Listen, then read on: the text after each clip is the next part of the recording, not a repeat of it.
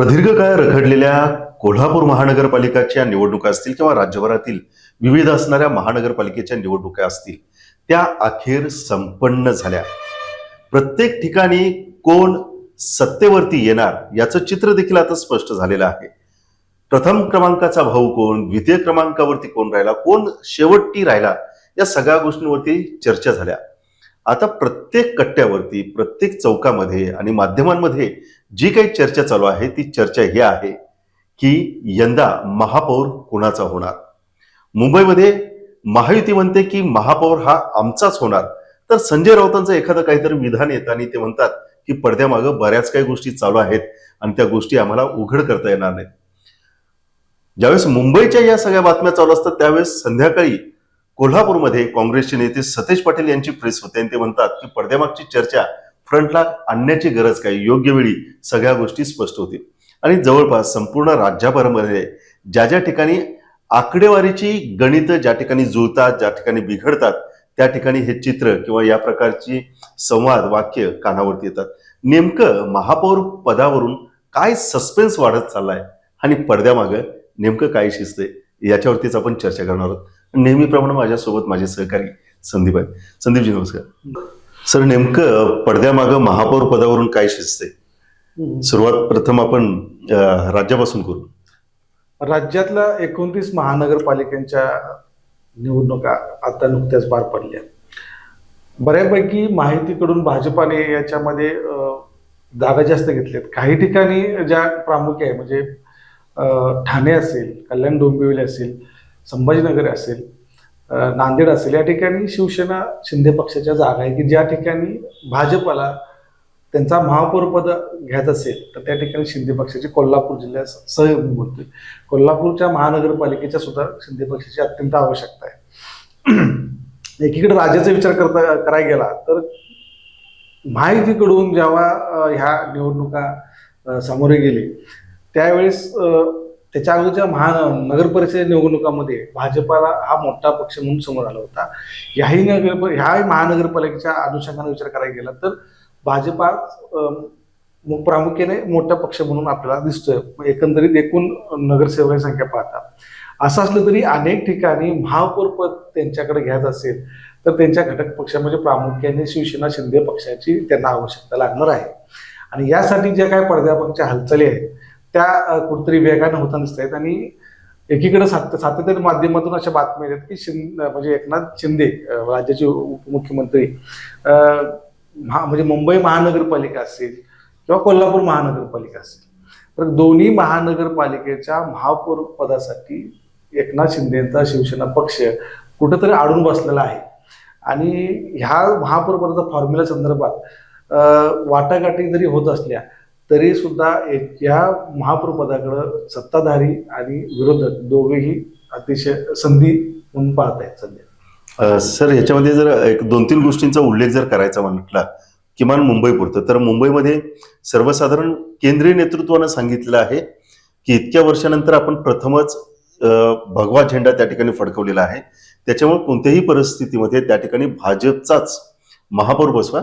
पण हे करत असताना शिंदेंना कुठं दुखवू नका आणि अजित पवारांच्या गटांना सुद्धा कुठं दुखवू नका, पण एकत्रित घेऊन तुम्ही त्यांना या सत्य स्थापनाच्या बाबतीमध्ये काय करता येईल या दृष्टिकोनातून विचार करा. हे भाजपकडून आलेल्या एक गोष्टी सुरू आहेत.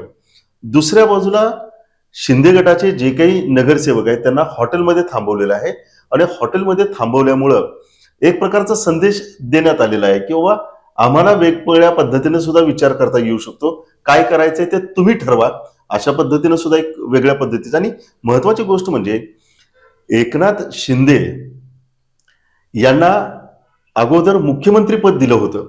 त्यावेळेस 105 भाजपचे आमदार असताना त्यांना मुख्यमंत्री पद दिलं होतं. मुख्यमंत्री पदावरून अनेकदा त्यांची नाराजी सुद्धा दिसून आली. ज्यावेळेस एक मंत्रिमंडळाची बैठका होतात त्यावेळेस अनेकदा त्यांची नाराजी सुद्धा दिसून आलेली.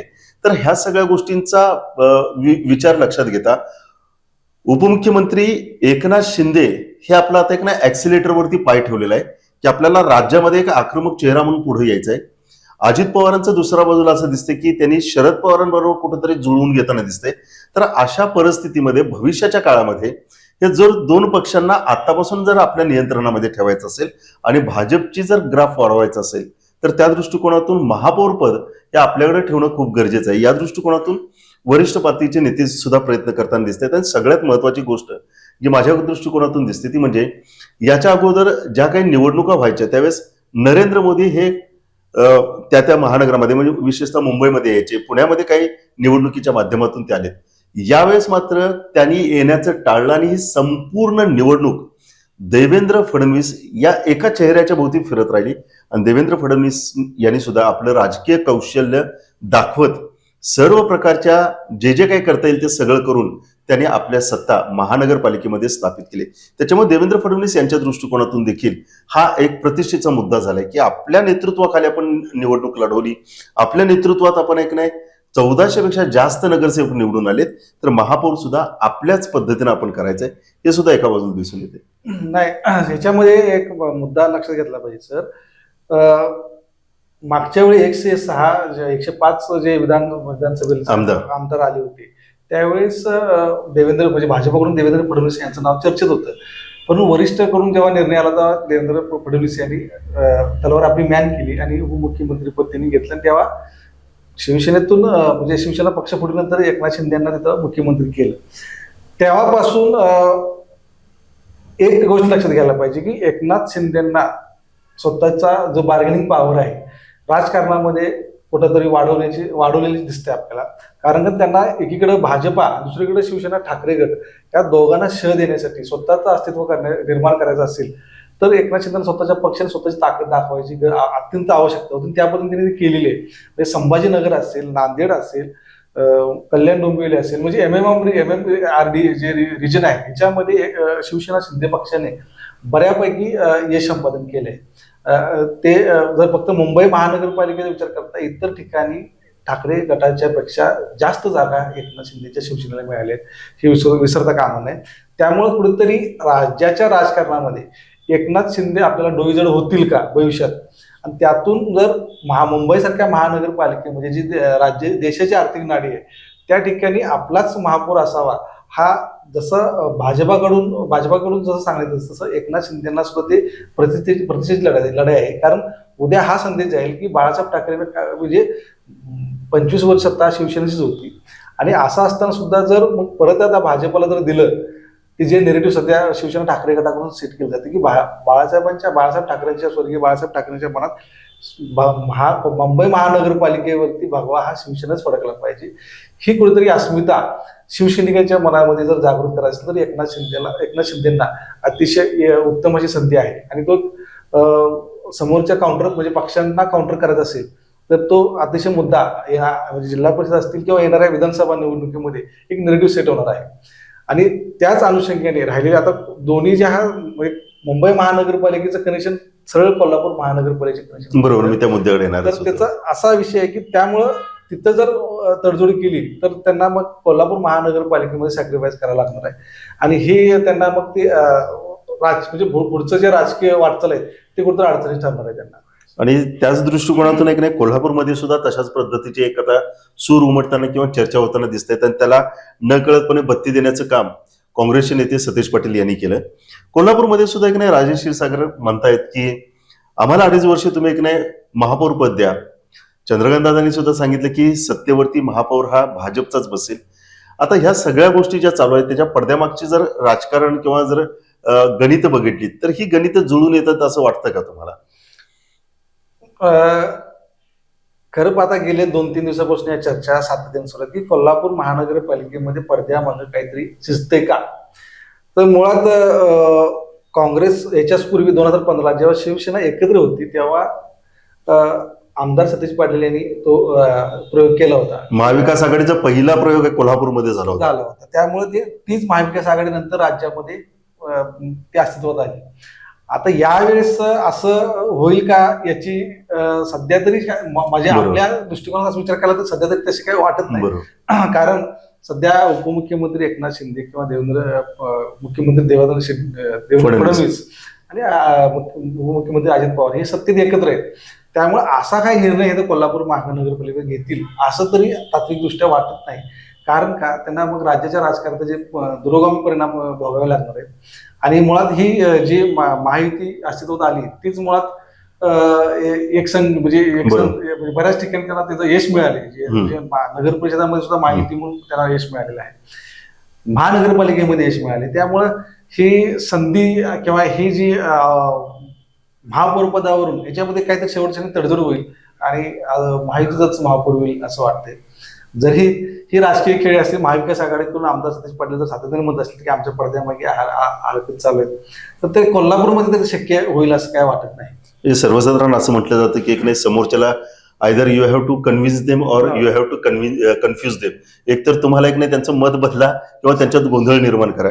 तर कदाचित त्या दृष्टिकोनातून सतीश पाटील यांनी टाकलेली ही गुगली असू शकते कदाचित म्हणताय. पण दुसऱ्या बाजूला हे की राजकारणात कधीही कोणत्याही क्षणी काही घडामोडी घडू शकतात. परंतु यामध्ये एक महत्वाच्या एक दोन गोष्टी लक्षात घ्यायला पाहिजे की ज्यावेळेस महायुतीचे सर्व उमेदवार निवडून आलेत, त्या नगरसेवकांचा ज्यावेळेस सत्काराचा कार्यक्रम होता तो आपणही कव्हर केला होता, त्यावेळेस मुश्रीफ यांनी थेट रीतीने सांगितलं होतं, आमदार मुश्रीफांनी, की बाबा हे सगळे निवडून आलेत, या सगळ्यांची एकदा नोंद जिल्हाधिकारी कार्यालयामध्ये एक महायुती म्हणून करून ठेवायला हवी. कारण आपण देत असताना एक नाही प्रत्येक पक्षाने वेगवेगळे म्हणून आपण दिलेले आहेत, परंतु महायुती म्हणून त्याची नोंद होणं अपेक्षित आहे. त्याच्यामुळे जर तसं काय असतं तर या गोष्टीचं सूचक विधान मुश्रीफ यांनी केलं नसतं. त्याच्यामुळे त्याही गोष्टींकडे आपलं बघणं महत्वाचं आहे. आणि याच्यामध्ये की संभाजीनगर असेल किंवा नांदेड असेल या ठिकाणी म्हणजे सुरुवातीचा जो आमदार निवडून आला संभाजीनगरमधून निवडून आले होते शिवसेनेचे, पण तो सध्या संभाजीनगरच्या महानगरपालिकेमध्ये भाजपनंतर दुसरा पक्ष कोणता मोठा असेल, 29 नगरसेवक तर MIM आहे, त्याच्यानंतर 3 नंबरला शिवसेना शिंदे पक्ष आहे. त्या ठिकाणी असेल की नांदेडमध्ये पण तशी परिस्थिती आहे की 2 नंबरला MIM पक्ष आहे आणि शिंदे पक्षाला MIM पेक्षा कमी जागा आहे. त्यामुळे त्या ठिकाणी महापौर पदासाठी त्यांना MIM चा ऑप्शन भाजपाकडे ओपन आहे, खुला आहे. त्यामुळे तिथेही म्हणजे शिवसेना शिंदे पक्षांना सत्तेत घ्यायचं असेल का घ्यायचं का नाही हे भाजप ठरवणार. कारण एका ठिकाणी महाराष्ट्रामध्ये भाजपने MIMशी युती केलेली आहे, भाजपने अंबरनाथमध्ये काँग्रेससोबत युती केली, बरोबर. त्यामुळं ह्या शक्यता नाकारता, जसं तुम्ही आपण म्हटला की राजकारणामध्ये शक्यता ह्या नाकारता येऊ शकत नाही. म्हणजे एकीकडे भाजप सातत्याने MIM करत असले तरी सुद्धा महानगरपालिकेच्या निवडणुका ठिकाणी त्यांनी युती एका ठिकाणी केल्या. दुसरीकडे असं म्हणजे मुद्दा लक्षात घ्यावा लागेल की संभाजीनगर असेल किंवा नांदेड असेल या ठिकाणी कदाचित MIM भाजपच्या बाजूनच काम केलं असेल, त्या ठिकाणी शिंदे पक्षाच्या जागा कमी त्यामुळे झालेल्या असणार आहेत. आणि त्यामुळे तो एक ज्या पद्धतीनं सतत नेरेटिव्ह सेट केला जातो की बी टीम म्हणून त्याचा आरोप होतो, ते कुठेतरी मग सत्यता आहे का याचं जरा विश्लेषण करावं लागेल.